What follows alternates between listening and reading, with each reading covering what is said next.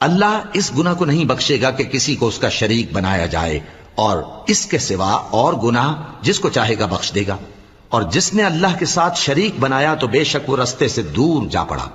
یہ لوگ اللہ کے سوا جو پرستش کرتے ہیں تو کچھ دیویوں کی، اور پکارتے بھی ہیں تو شیطان سرکشی کو،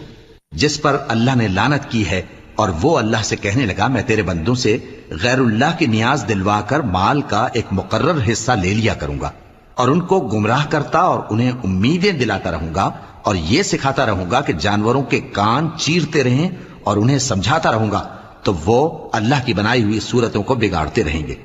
اور جس شخص نے اللہ کو چھوڑ کر شیطان کو دوست بنایا وہ صاف صاف گھاٹے میں رہا۔ وہ ان کو وعدے دیتا ہے اور امیدیں دلاتا ہے، اور جو کچھ شیطان انہیں وعدے دیتا ہے وہ دھوکہ ہی دھوکہ ہے۔ ایسے لوگوں کا ٹھکانہ جہنم ہے، اور وہ وہاں سے کوئی راہ فرار نہیں پا